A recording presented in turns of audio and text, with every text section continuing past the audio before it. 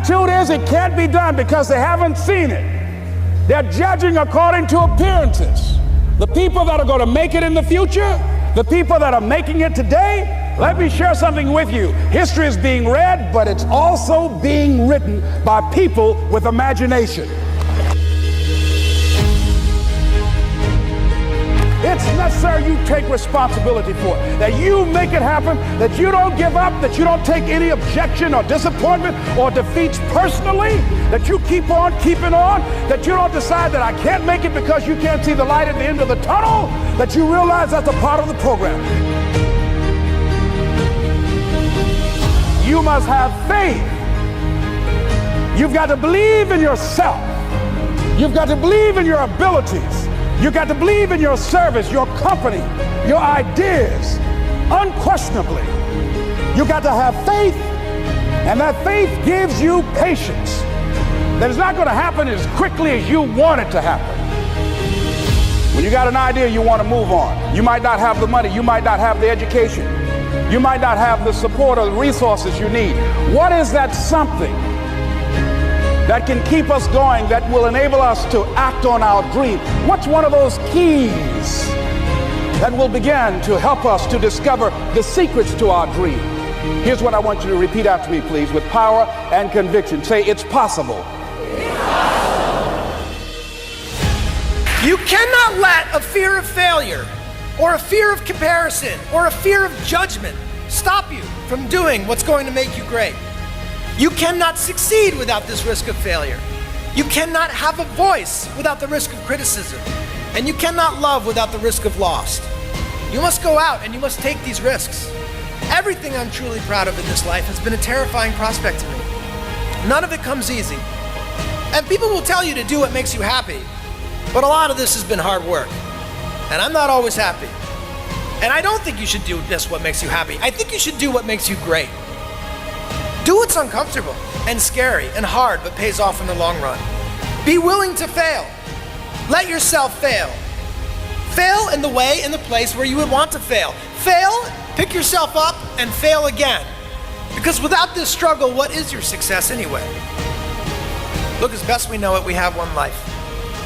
In it, you have to trust your own voice, your own ideas, your honesty, your vulnerability. And through this, you will find your way. You do not have to be fearless. Just don't let fear stop you. Live like this as best you can, and I guarantee you will look back on a life well lived. You are capable of greatness in your profession, and more importantly, in your quality of self. Stay hungry. Stay young at heart. Take those risks.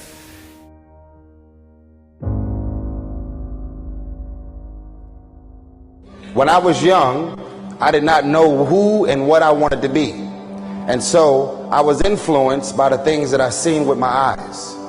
And what I seen with my eyes is what I wanted to become. Why do you think you need to wait until you get a little older to become the things that you want to become in life?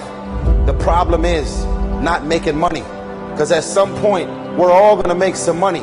The problem is, what do you do when you make your money? Eventually we're going to get old, real old, and it's about you. It's about you. So this is what I want to leave you with.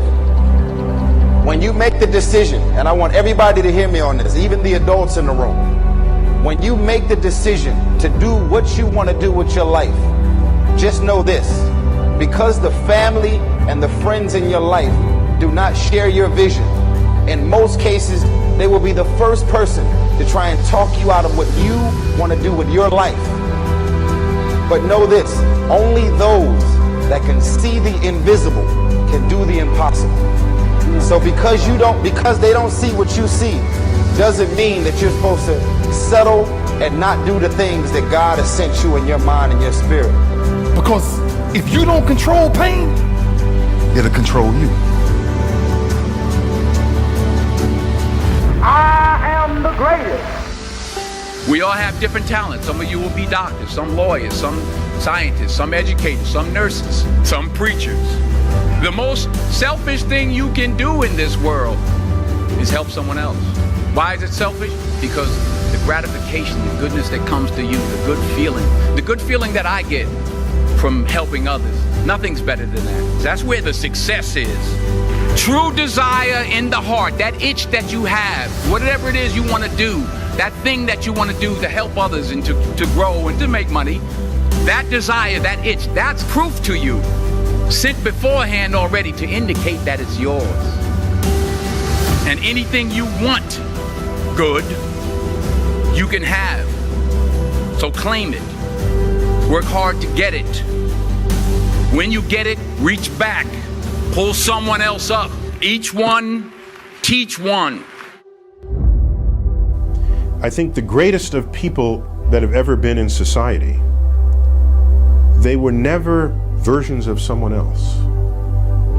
They were themselves. It's the great tragedy.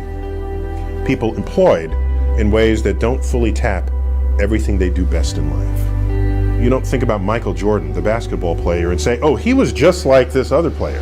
No. You don't even say he was like this player plus that player divided by 2 plus this. No. He's Michael Jordan.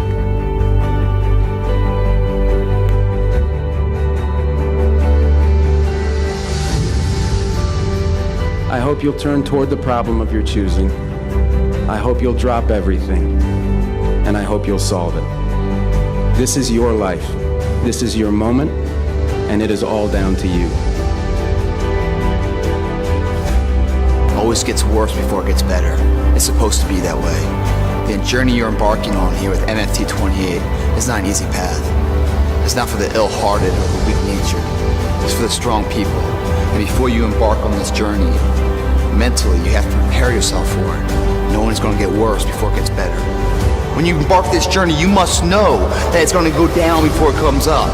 But when it comes up, it's going to go so much higher than you've ever been. Sacrificing today for tomorrow's betterment. Sharpening your arsenal for perfection of what you can be. But if you didn't know that, mentally, you didn't prepare for that, you think something's wrong, maybe it's time to stop. No, it's time to move even further. You have to be equipped mentally to endure this process. Knowing what you're about to go into is step one. Knowing it's an uphill battle, but a winnable one and one that's achievable. And at the end of this race, guys, you're going to be more capable. The first step, guys, is knowing it's a tough road. But through that effort, builds the character of the person you want to be at the end. Accept that. How else do we stay on track? We document everything. To know where we are, guys, we must first know where we've been. Sisters and brothers, I have a dream today. Don't get caught up in, well, I've tried it 4 or 5 times and things didn't work out. If there's something that you want and you're hungry for it, you've got to do whatever is necessary until. And when you give the best you can and that's not enough, you must do what is required. And don't give up on yourself. Don't throw the towel in so quickly. Many people give up on the 1-yard line. Don't just aspire to make a living. Aspire to make a difference. They were never versions of someone else. They were themselves. Do you really want to win? Do you really want to win? Right now, I want you to think about your goals and dreams as you begin to raise them a little higher. And I want you to say with me, it's possible. It's possible.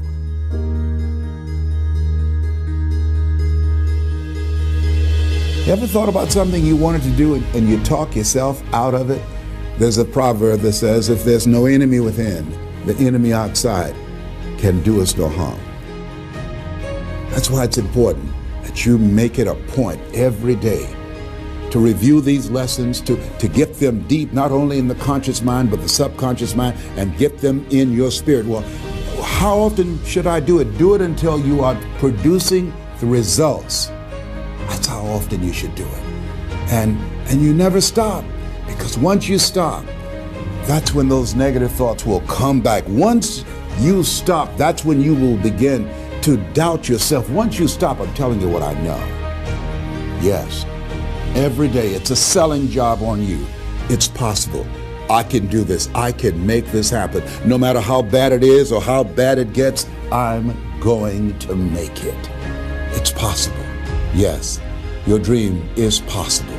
Say that to yourself every day. Feed your mind with words that you write and words that you hear and words that you speak to yourself. Feed your faith and your doubts will starve to death. Say to yourself, it's possible. It's possible. It's possible. Even when you have no evidence to point to, say to yourself, it's possible. There's nothing as powerful as a made-up mind. What keeps you on top is the ability to think and prepare mentally over and over and over again. The body has limitations. The mind does not. We focus so much on what goes on from the neck down that we forget it all starts from here. You got to write, even if no one published your book, write, because that was given to you to do. You do what it is you're supposed to. You're supposed to build something. You're supposed to create something. I don't know how to do it. Learn. Do whatever is required. Just go out there. It's possible you can get what you want. It's necessary. If you want it, you got to go into action. You got to be willing to experiment. You got to be willing to fail and to succeed. You got to be willing to form and to develop new relationships. It's you, it's on you. You got to make that happen. Nobody's going to bring it to you on a silver platter and say, here's your dream manifested. No, it's hard. Yes, it's hard. It's difficult. Yes, right? And it's worth it. I hear stuff all the time. People say, oh, look in the mirror and you'll see why you're not succeeding. I don't believe that, okay? It's what you don't see in the mirror. That's what's holding you back.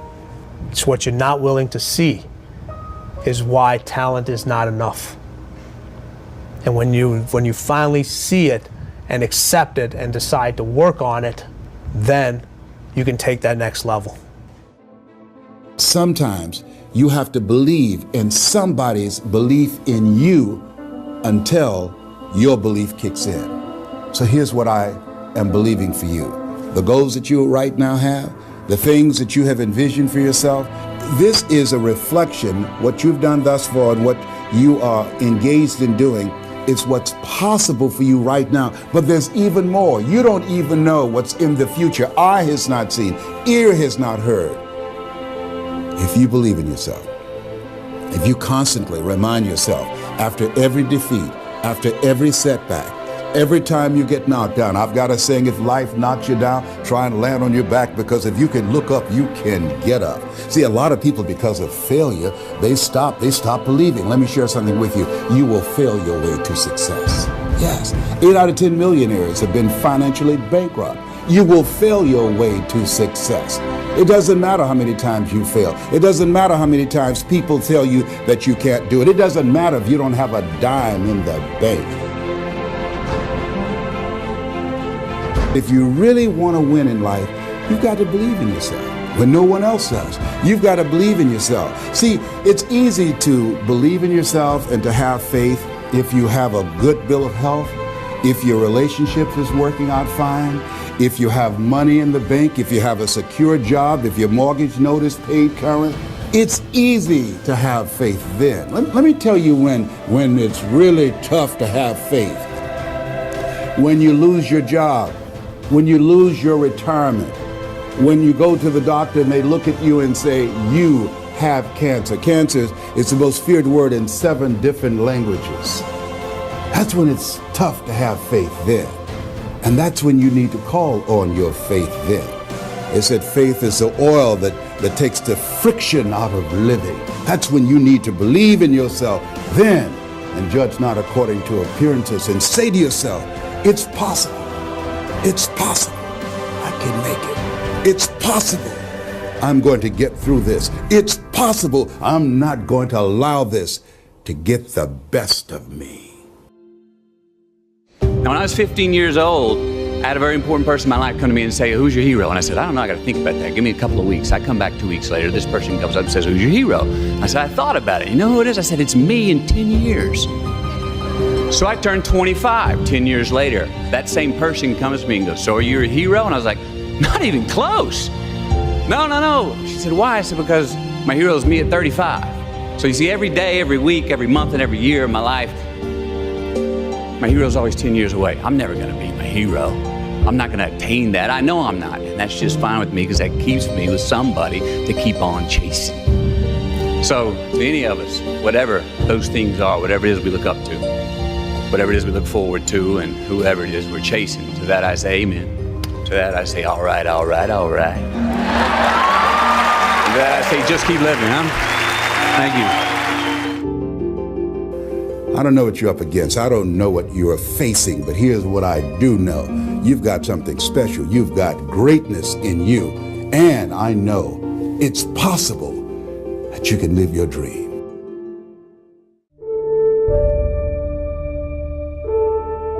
I get asked all the time, who are you, Raphael?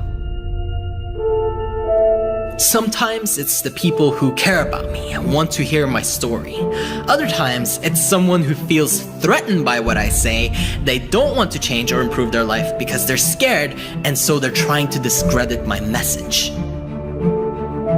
I want you to hear one thing from me. It doesn't matter who I am. The reason I don't talk about my story in every speech like a lot of other speakers do, the reason I don't constantly push on you why I'm qualified to share this with you, is because I'm not trying to get you to think that I'm perfect or that I deserve this and that. I'm not after your sympathy. I don't need you to hear about every tough thing and little thing that I've overcome. I want you to actually feel what I'm saying. The only reason I do this is because I want you to live your dream. Why? Because I got to live mine every single day I wake up, and I do what I love. Listen to what I'm saying here. This isn't about me, it's about you. And if you listen to my speeches, if you love my work and it helps you do what you're supposed to do, well then it's mission accomplished. I want to bring you value. I want to impact your life for the better. I want you to listen and feel shivers running down your spine. Do you hear me? My why is about you. My why is not about me. And the moment that you decide that you are going to bring real value to someone else, when you decide that this is about more than yourself, something happens. What happens is that you explode. You can now live your dream because you're helping other people in one way or another. So long as you are self-centered, so long as you are stuck worrying about your little problems, you will never be able to create a breakthrough. Who are you letting down if you don't show up? It could be 10 million people for all you know. I never thought that I would reach this many people.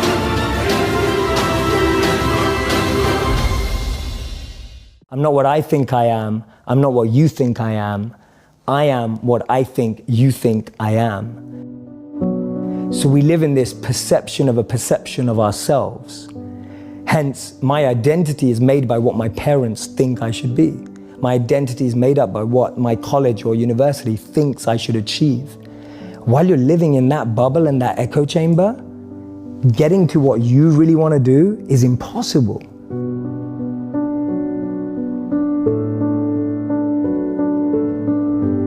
Because maybe that just doesn't fit. And I think so many people feel that way today, that they don't fit into the current education system. They don't fit with the 3 or 4 or 5 careers that you're taught exist. So that process of self-excavation and actualization first requires being exposed. You can't be what you can't see. If I never saw a monk, I would never have wanted to be a monk. If I never meet a billionaire, I wouldn't want to be one, because I wouldn't know what that feels like. I don't know what it looks like. I don't know what it takes. And I think that's the biggest challenge of our society, that we're not exposed. You're not trying to get to perfection right now. You're just trying to get a little bit better than you were yesterday or an hour ago. Strengths are not highly correlated with long-term success. right? There's not a lot of data and there is not a lot of research that has shown it leads to long-term success with the positive outcomes associated with what we care about in psychology, which is we care about happiness, we care about health, and we care about your positive relationships. And this myth that, oh, we'll just follow our strengths to the promised land is just not true when you actually talk with high performers. Because my favorite question, and if anyone's down this, just go up to anyone who's good and say, were you always good at that? And they'll be like, no. They'll be like, not at all. Well, did you always have an inclination to do every element of what you're doing really well? No. An ideal life is when we all have a head, a heart, and a hand, all three elements together. A head is the clarity of vision. What you want. What you want. Knowing what you want, the way you picture life, and being able to navigate and make the decisions to get there. That's a good head. A good heart is being able to understand what your intuition and heart wants, being able to connect and tap into that understanding deeper and beyond the vision you may have painted for yourself. So I often say to people that you'll get to where you want in life, just not in the way you imagined. And that's because the path that's paved up and down is far different to the path we pave. So you can have a great head and a great vision and a great mission and know where you want to go, but if your heart's not able to have that resilience and be able to adapt and have compassion and care and all of that, then you're not going to be able to make the toughest decisions without your heart. But to be able to realize that we need to care and be sustainable and long-lasting requires a heart. And a hand is that service, wanting to pass that on, that which you have, wanting to give it forward, pay it forward. The idea of serving with what you have, I often say to people, your passion is for you, your purpose is for others. Your passion makes you happy, but when you use your passion to make a difference in someone else's life, that's a service, that's a purpose.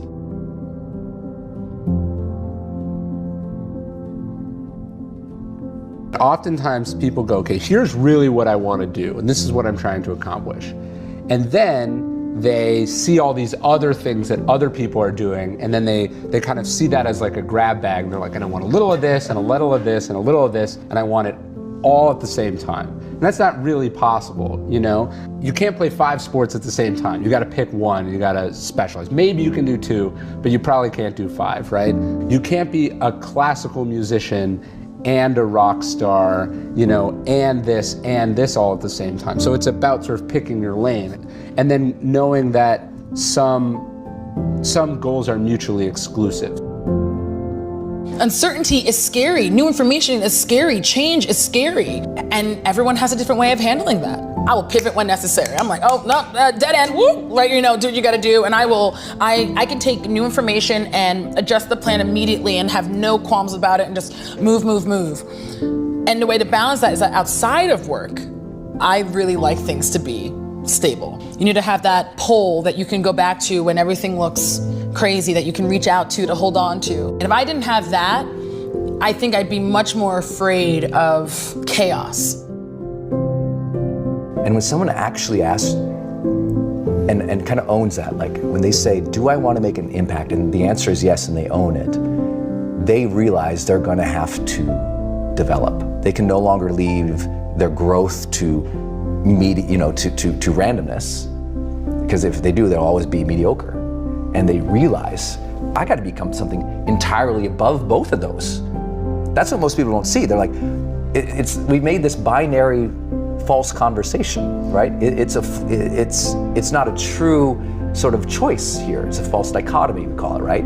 It's not strengths or weaknesses. Many of you, if you have a big dream, a huge goal, you got to become something entirely above and beyond any strengths you even know about, feel, or own, and go way beyond any weaknesses you've ever even addressed or even you know about, because you're going to discover so many new strengths and so many new weaknesses on the path that it's almost irrelevant what they are now. It's what's the goal and build into that. What am I good at? What do I love? What does the world need? And how do I get paid for it? To me, those 4 help you unlock your passion. When you find the intersect across all of those 4, you're making your passion your purpose. You'll unlock your passion, you'll find your purpose. This is path 1, there's 2 paths. Path 1, I find my skill set and I engage it to help other people and become better at it. So I'm becoming better at what I'm good at, and I'm using it to help other people because I'm aware of what I'm quite good at, and I know what knowledge I have, what skills I have. I have some self-awareness. The other path that people often miss is actually I just start serving people. I just start helping people, and I start to notice what I enjoy about that and what I'm good at helping people with. So that's Gandhi's part. Gandhi said that you find yourself when you lose yourself in the service of others. So for me, those are the two paths of how do I find my passion and finding the intersect between those four areas. The question I ask clients the most is, what does success look like for you on this project? And I get them to really describe it to me, and let's say there's more than one thing in there.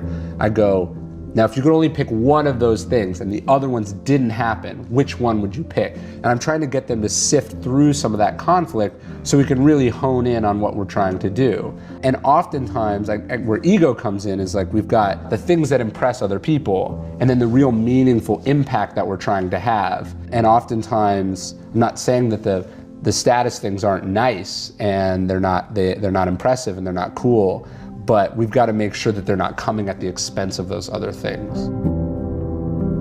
So motivation is a word, right? It's a label that we put a set of events in our brain.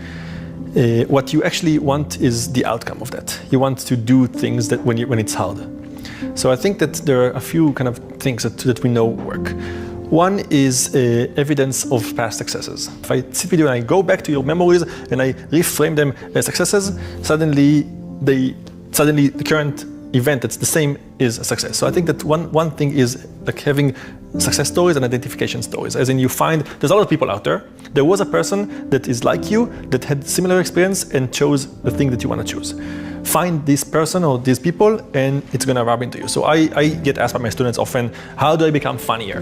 How do I become smarter? And like my one tip that I give them all the time is surround yourself by people that you want to be like.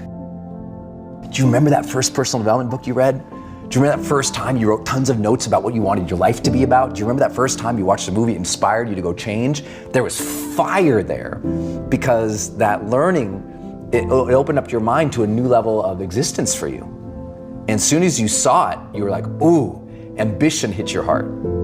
And now if you can match it with contribution and you can see how that passion or that fire or that learning or that growth all aligns to some type of impact, now you're getting me fired up because now I can see the outcome of all the work. A lot of people don't do the work because they don't believe the outcome. That's interesting. You know, and psychologists talk about the power of expectancy. When we talk about motivation, there's only two things that spark motivation. One is ambition, and that is I want more of or I want a greater depth of, right? I want a greater depth of connection with my lady, that's ambition. Or I want a better meditative practice, that's ambition, right? I want to be better at my job, that's ambition. So it starts with ambition. But ambition, if it's not coupled with what they call expectancy in psychology, you're screwed. Expectancy says, I believe that I can figure that out. I believe that I can achieve that. I believe that that is possible for me. And if you can open that gate for somebody, and often that's only achieved through learning, then you get somebody who starts really moving ahead forward. I mean, really moving ahead. Like the second they go, wait, that's possible for me, they'll try 50 stupid things, right? They'll try anything. But if they don't believe it's possible for them, they'll just quit. There's an incredible study in 2017 that said the most successful people in the world, healthy, wealthy, and wise, choose education over entertainment.